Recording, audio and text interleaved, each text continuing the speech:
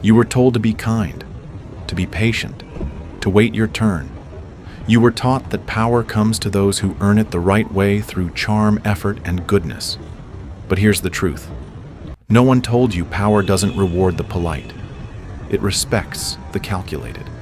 The world doesn't bend for who's right, it bends for who's unshakable.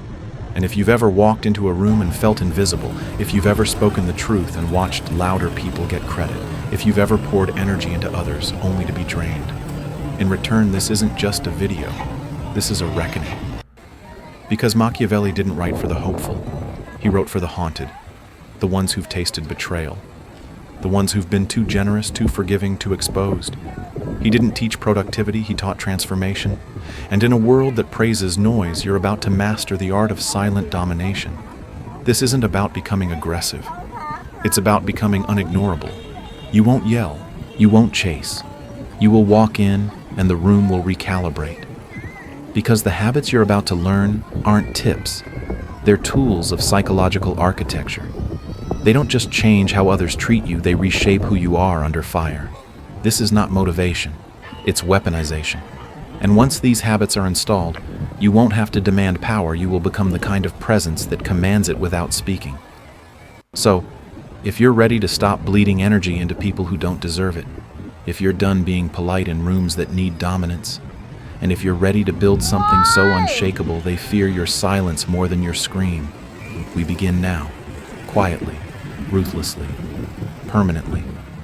The first thing the world attacks isn't your mind, it's your expression. Before you even speak, you've been studied, scanned, assessed, judged.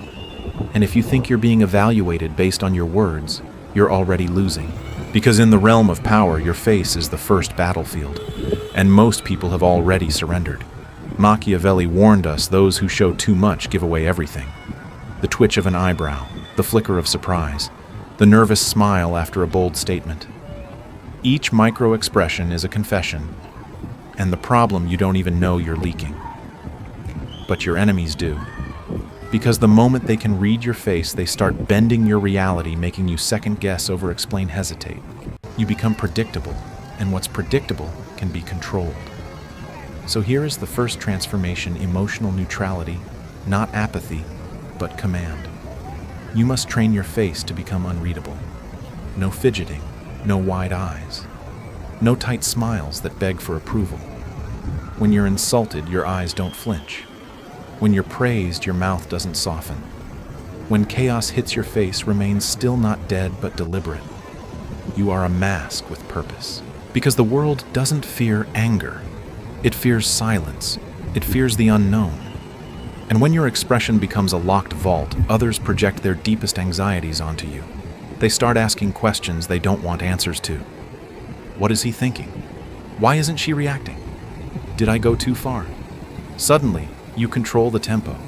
You become the mirror that reveals everyone else's insecurity while showing none of your own. This is why powerful people are often mistaken for cold. They're not cold, they're in control. Their face doesn't beg, doesn't argue, doesn't need to perform. It holds, it contains, it absorbs impact without cracking. And over time, that unreadable face becomes a weapon because people fear what they can't decode and obey what they fear.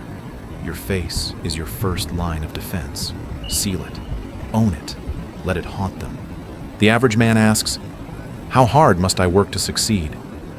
The powerful man asks, what pressure point must I push to make 10 others move? That single shift in thinking separates the overworked from the untouchable. Because raw effort, grinding, endlessly pouring your soul into tasks, chasing goals is not power. It's servitude dressed as ambition. And Machiavelli knew this power doesn't reward those who try hardest. It rewards those who move the fewest pieces to alter the entire board. This is the law of leverage. And if you want to stop surviving and start dominating, you must stop thinking like a worker and start operating like an architect. The worker asks for approval. The architect builds positioning that attracts it without needing to speak. The worker hustles to be seen. The architect designs silence so heavy it draws attention like gravity. The worker argues to win. The architect frames the game so argument becomes irrelevant. Leverage is not laziness, it's precision. It's the art of doing less and gaining more. Each day, the powerful man scans his world not for tasks, but for hinges, the one action that makes a dozen others irrelevant. The one move that forces a ripple effect pressure over time, a decision that alters dynamics, a conversation that realigns loyalties. And then he does that, and only that. No wasted energy, no noise, no proving. Because power isn't about being busy. It's about making movements that echo. And once you adopt this habit, you stop being a participant. You become a strategist. You stop reacting to demands. You start scripting outcomes. And soon people will wonder how you seem so calm, how you always appear to be doing less, yet gaining more. But they'll never see it, because leverage happens in silence. Control happens behind the curtain. Effort exhausts. But leverage elevates. Stop grinding. Start pulling strings. Words are currency, and the more you spend them, the cheaper they become. The weak speak to be heard. The powerful speak to be obeyed. Machiavelli didn't waste ink on men who couldn't hold their tongue, because those who talk too much reveal too much. They try to impress, to fill silence, to dominate through volume, and in doing so, they leak control with every sentence. The man who must always speak is never the one being studied. He's the one being exposed. The powerful do the opposite. They observe relentlessly, choosing their words with surgical precision. They speak rarely, and when they do, the room shifts. Every phrase lands with weight, because it wasn't buried under 10 others. Silence becomes part of the message. This is your next habit. Cut your sentences in half, and cut your approval-seeking in pieces. Remove weak qualifiers like "I think just" or "maybe." Don't explain what should be obvious. Don't rush to rescue awkward pauses. Let them sit. Let them work for you. Because silence is not the absence of power. It is power under control, and the less you speak, the more others reveal. In that silence, people expose their fears, desires, insecurities. You become a mirror, and mirrors make people nervous. You will learn more by watching one fool talk for 5 minutes than by asking 10 questions. So watch. Study. Listen not just to their words, but to the words they avoid. The goal is not to be passive. It's to be unreadable, calculated, selective. You are not withholding because you're scared, you're withholding because you're watching the chessboard. And when the moment finally comes, you say one thing.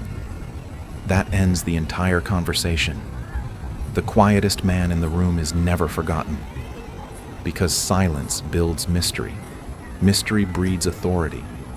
And authority doesn't need to shout. So speak less, far less. But when you do, speak in weapons. People don't fear what they've already seen. They fear what they can't predict. And that's why the most dangerous person in the room is not the loudest. It's the one you can't read, the one who holds back. The one who might. Machiavelli understood something most never will. Reputation isn't built by proving yourself. It's built by holding back just enough to make people wonder what you're capable of. Power doesn't come from listing your achievements or reminding others of what you've done. It comes from strategic silence, the ability to let your presence say, "You don't want to find out what happens if you cross me." The weak over-explain, overshare, and overreact. The powerful, they let the unknown speak for them. They skip the clarification, ignore the gossip, and let the lies float. Why? Because silence breeds fear. And fear, when rooted in mystery, becomes a leash others put on themselves. You don't need to correct every rumor. You don't need to confront every slight. You don't need to reveal all your weapons. In fact, the more people see, the less they respect. But when they catch a glimpse of something darker, something held back, they begin to pause. They begin to calculate. And that pause is your power. So cultivate unpredictability. Be just silent enough, just restrained enough, just unreadable enough that others start whispering, "What would happen if he really got serious?" Or, "What is she holding back?" Let their fear work over time while you do nothing. Because it's not the sword they see that scares them. It's the one they suspect you never drew. The unknown version of you is always more powerful than the one you put on display. So protect your mystique like a throne. You don't need to show power to be respected. You only need to make them believe it's sleeping right beneath your skin. You are not feared for what you've done. You are feared for what you might. Access is a currency, and the more freely you give it away, the faster it loses value. You think being available makes you generous, it makes you expendable. You think being easy to reach makes you kind, it makes you forgettable. Because the truth is harsh. What's familiar gets overlooked. What's scarce gets protected. Machiavelli warned that a prince should appear accessible, but never actually be so. And in today's world of instant replies and constant notifications, that lesson is more brutal and more necessary than ever. Powerful people are not everywhere. They don't attend every meeting. They don't join every group chat. They don't pick up every call. They build two invisible walls around themselves: scarcity and irreplaceability. Scarcity means you're not always available. You create gaps. You disappear. You let people miss your presence, and in your absence, your value expands. You don't just show up because someone asked. Your time is earned, not assumed. Irreplaceability means when you do appear, you bring something no one else can. A clarity others don't possess. A judgment that slices through noise. A skill so sharp people hesitate to breathe wrong around you. And that presence, that fusion of absence and uniqueness, is what makes you untouchable. But here's the part that stings. Most people aren't being drained by enemies, they're being drained by their own availability. Always answering, always explaining, always proving. And slowly they bleed out their power smile by smile, yes by yes. So you must retreat to elevate. You must license your time like a luxury resource, not donate it like a free sample. Not everyone should get your energy. Not everyone should have your ear. And when you become both rare and essential, something profound happens. People stop testing you and start protecting their access to you. Because no one challenges what they think they can lose. And no one replaces what they quietly depend on. Don't just be respected. Be missed. Be needed. And above all, be unavailable without consequence. No one rises alone. Even the most feared leaders in history had alliances. But don't be fooled. Those alliances weren't built on love. They were built on leverage. And the moment you forget that, you bleed power. Machiavelli made it painfully clear relationships are useful, not sacred. The powerful don't confuse connection with devotion. They form bonds, yes, but those bonds are rooted in utility, not emotion. Because the second you become emotionally dependent on another person, you've handed them a weapon they didn't even have to ask for. You can care, but never lean. You can praise, but never depend. You can trust, but only with one eye open. The weak mistake loyalty for permanence. They hold on to friendships that no longer serve. They ignore warning signs. They keep people close out of guilt, nostalgia, or fear of solitude. But the powerful, they audit their circle like a general inspects his troops before war. They give just enough to make others feel close, but never enough to expose their core. They praise in public, listen in silence, and if needed, cut in private. Clean, quick, quiet. Not out of cruelty, but out of necessity. Because power doesn't tolerate emotional leverage. Power doesn't allow its survival to rest in the hands of anyone else's feelings. And when the dynamic starts to shift, when someone tries to pull rank through closeness, when emotional manipulation starts to creep in, the powerful don't confront. They distance, they reframe, they detach. And if needed, they vanish. You're not here to be liked. You're not here to be everyone's favorite. You're here to stay in control of the game even when the pieces look like friends, because once your alliances start to pull you instead of elevate you, you've already lost position. Connection without control is a leash, and the powerful never wear one even if it comes with affection. So remember, trust slowly, lean rarely, and when loyalty turns into leverage, be ready to let go or be the one who's held.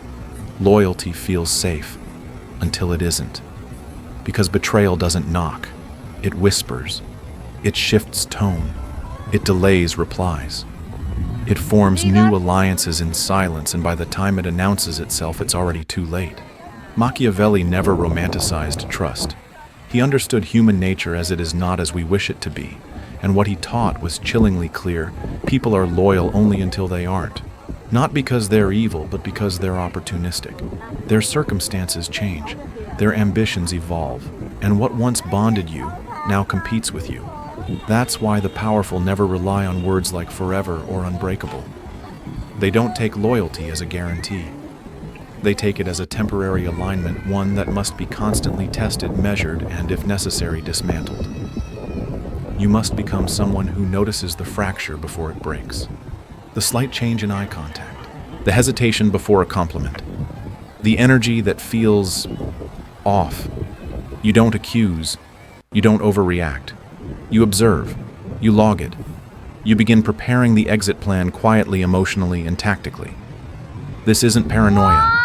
This is political survival. Because once betrayal explodes, it's already done its damage. But if you see it coming early, you're already gone, already reinforced, already choosing who replaces the one who faltered. The weak take loyalty personally. They get shocked, they get wounded. But the powerful, they get ready. They keep backups, they build quiet exits, they remain emotionally neutral even when trust evaporates. Because power is never about clinging, it's about anticipating. And no one is more untouchable than the man who sees the knife coming and never bleeds. So stop assuming people will stay loyal just because you were good to them. That's not how the world works. Be kind if you want, but be ready, be quiet, be 5 steps ahead. Because the real betrayal isn't when they turn. It's when you never saw it coming. And the powerful, they always do. The loudest reaction is often the weakest one. The need to respond instantly, to clap back, to defend, to correct, is not a show of strength. It's a leak of control. The moment you react emotionally, you've entered someone else's frame and surrendered your throne. Machiavelli taught that a ruler must either caress or annihilate, never anything in between. The translation: don't react halfway. Don't retaliate with noise. Either let it pass like a ghost, or strike with such clean finality that nothing rises after. The powerful don't rush. They wait. They absorb. They build pressure in stillness. When insulted, they don't twitch. When surprised, they don't scramble. When accused, they don't defend. Their silence is not absence, it's tension coiling. Their delay is not weakness, it's aim. And when they move, it's already too late to stop them. Because true power is not in being reactive, it's in becoming inevitable. You don't engage in verbal sparring or emotional theatrics. You make one decision, one gesture, one cold consequence. And when it lands, it ends things. No warning, no argument, no second chances. The weak let their emotions boil over. Their presence is friction. Their days are filled with apologies, clarifications, and explosive overreactions.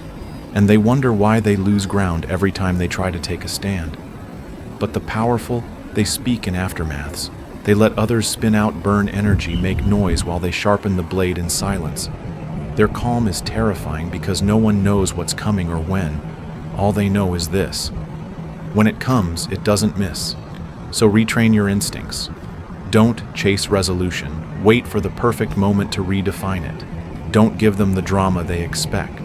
Give them the stillness that unnerves. Because fear doesn't come from volume. It comes from precision. And the most dangerous person in the room is the one who sits still while planning your ending. Wait, watch, then end it once. Power is not about winning arguments.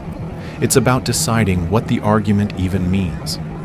That's the part most people never understand. They walk into rooms trying to impress, trying to convince, unaware that the real battle isn't over words. It's over context.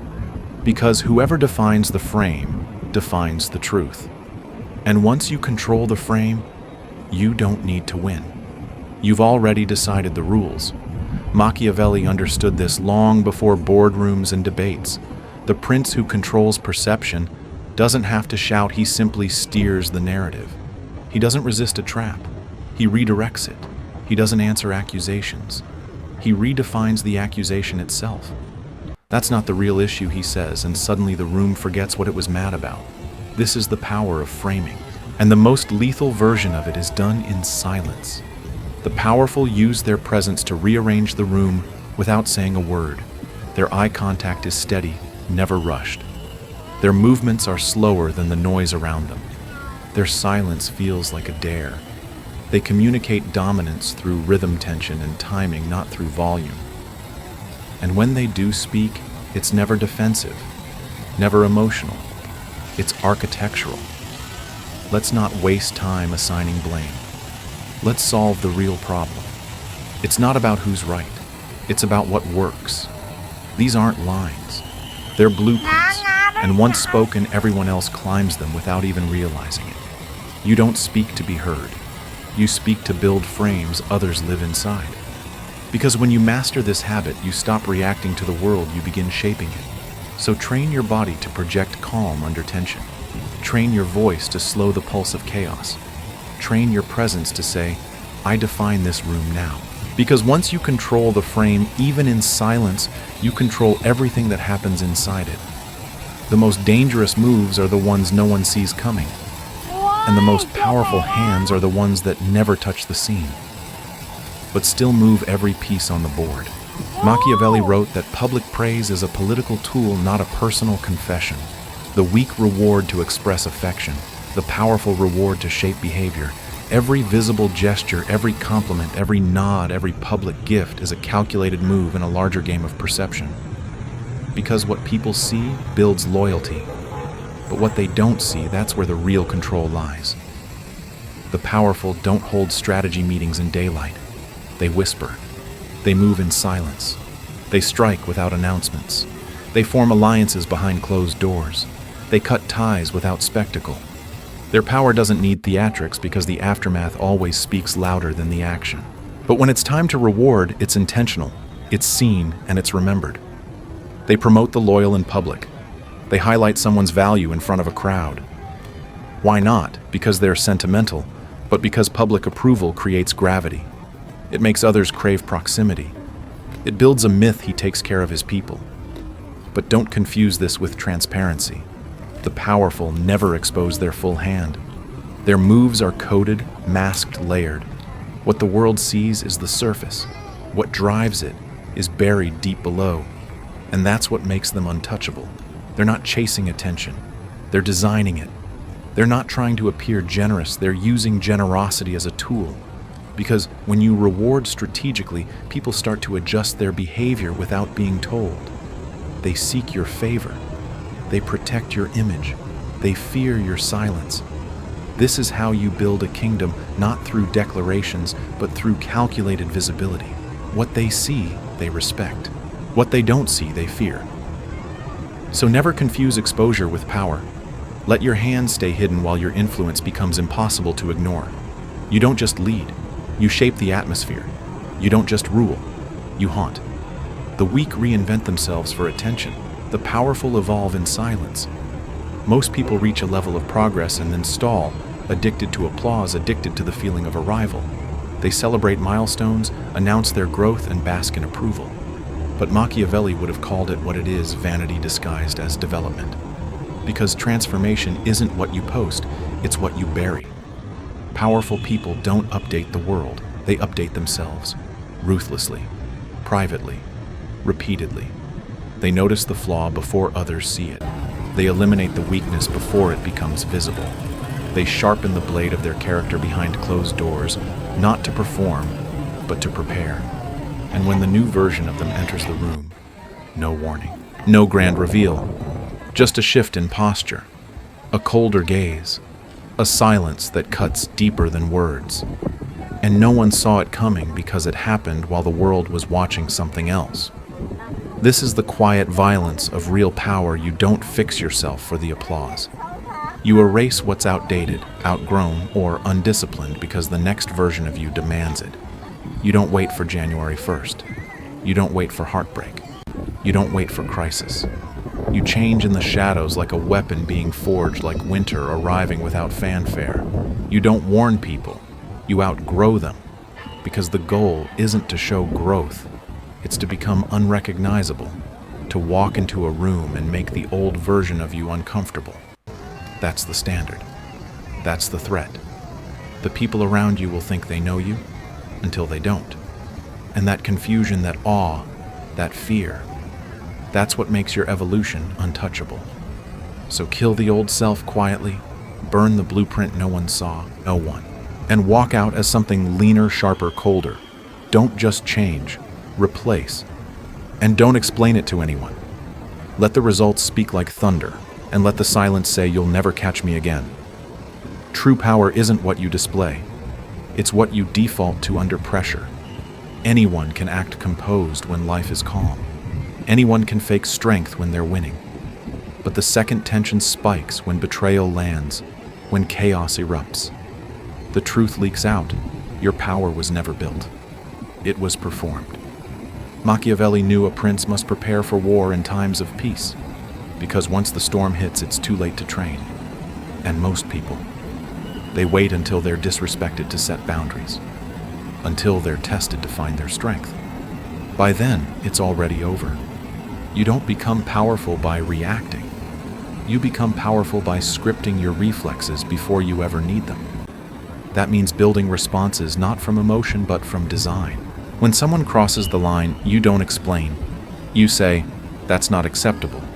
Or you say nothing at all and let absence become the answer. When someone wastes your time, you don't debate. You say, "I'll call you later," and you don't. These phrases aren't for others. They're for your nervous system. They're your internal armor. Then you lock in ritual, morning stillness, tactical solitude, evening review. Every day becomes a recalibration.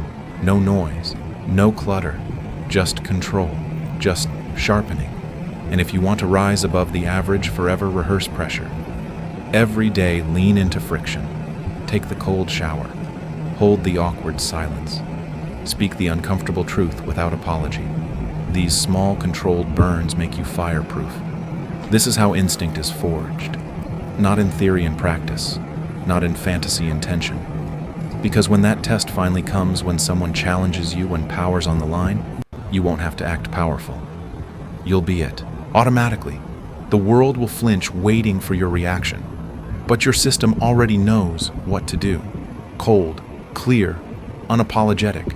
Power isn't what you perform. It's what your blood knows. And when your ritual becomes reflex, you never fall, you strike. Every empire has intelligence. Every ruler has spies. Every predator scans the terrain before it strikes.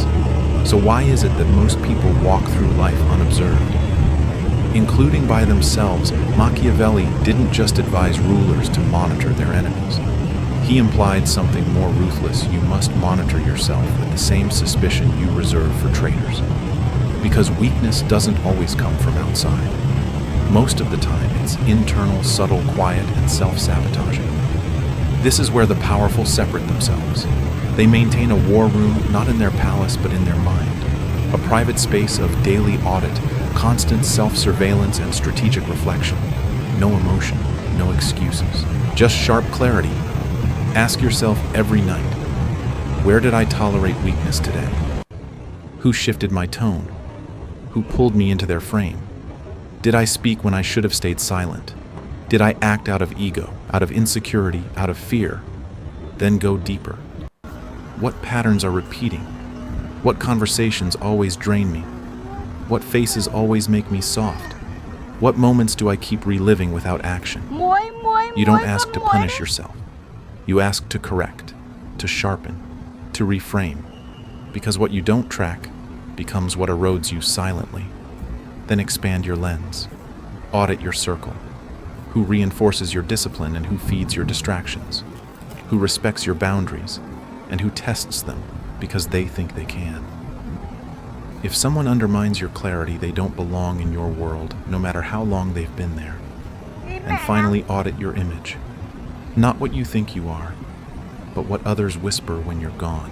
Is it fear? Is it mystique? Or is it softness?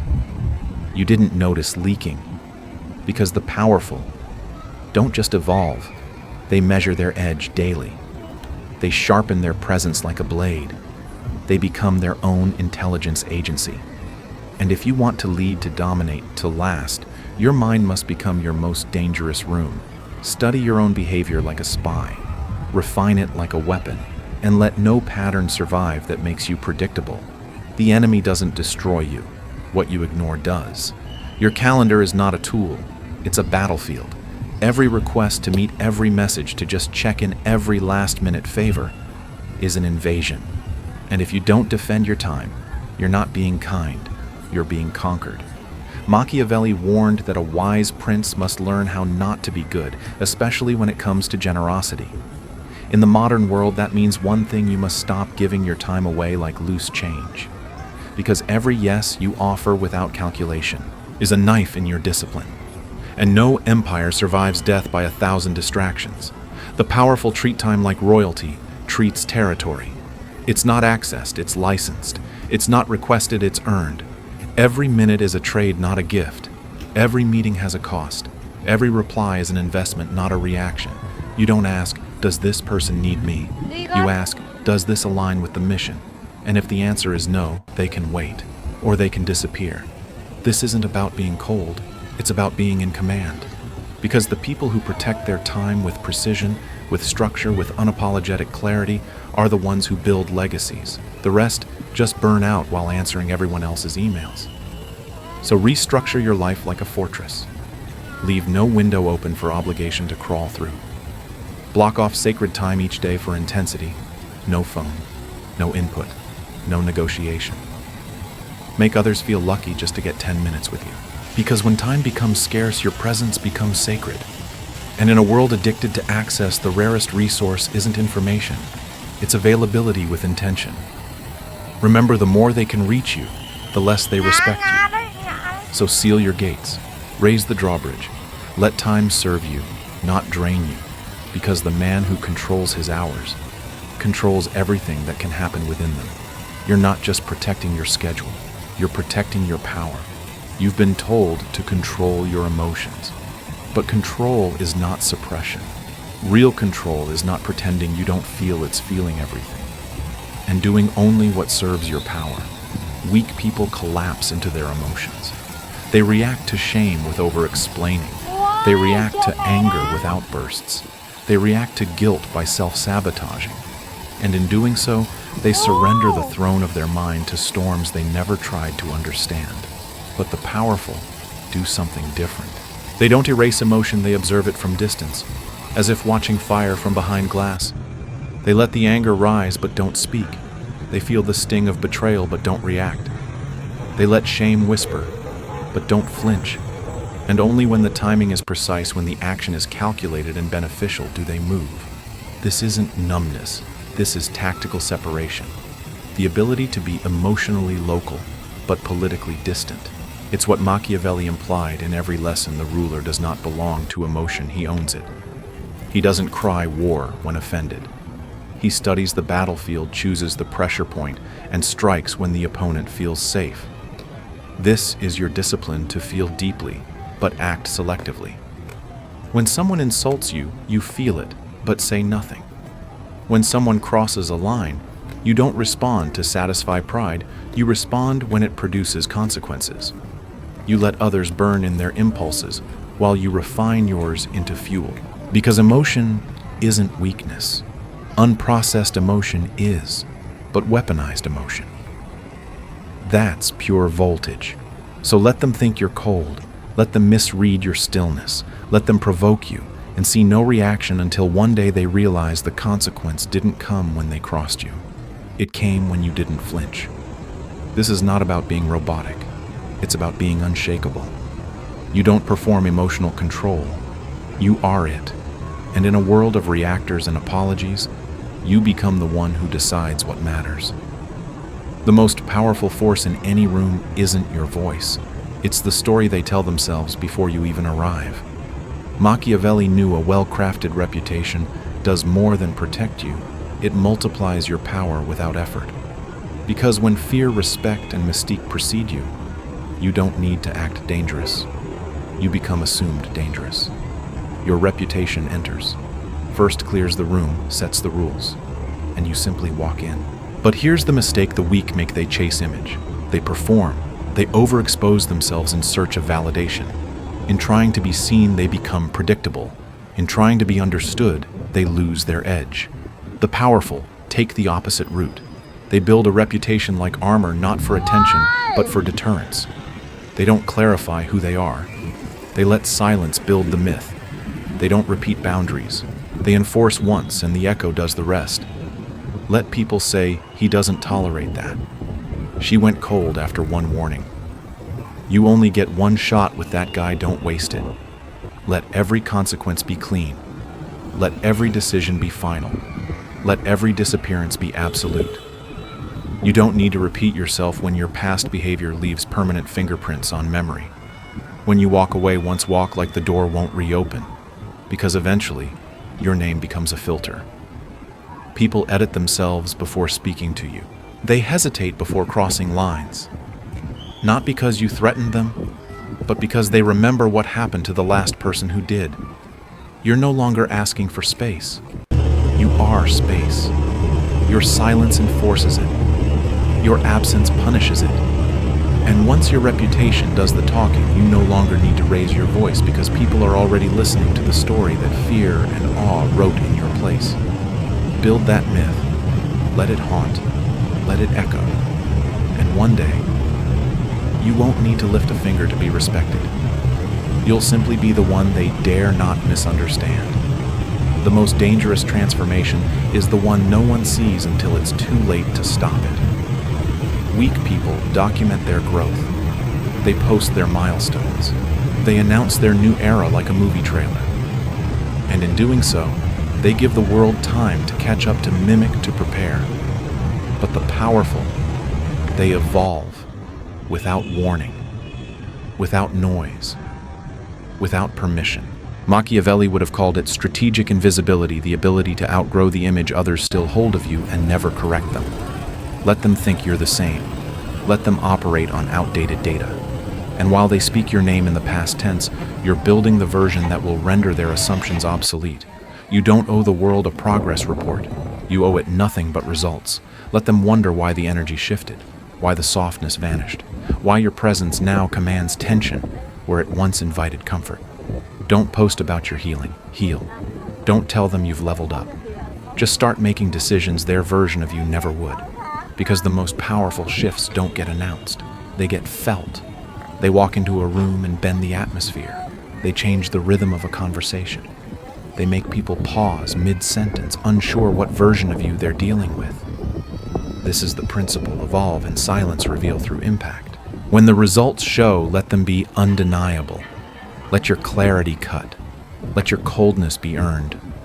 Let your new standard feel like a door slamming behind them. And when they ask what happened to the old you, don't answer. Don't explain. Let the silence say he's gone. She's gone. You weren't meant to follow. You are no longer someone becoming better. You are someone who left the room and came back unrecognizable. And in that moment, they won't try to understand you.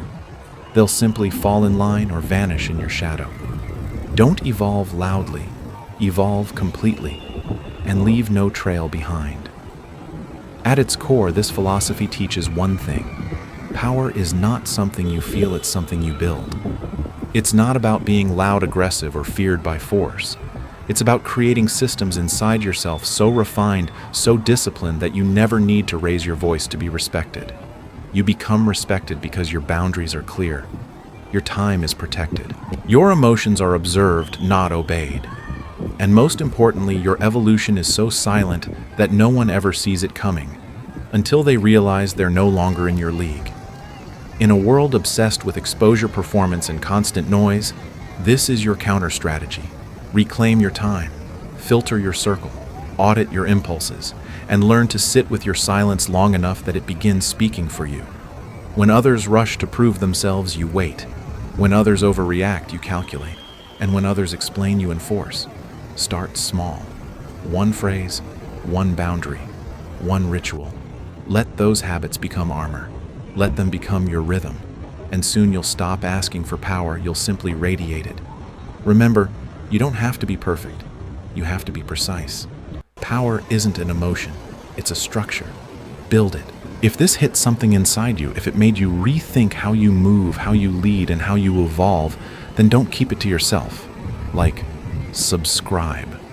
Share this with someone who's ready to step into real power, and above all, become the person they never see coming.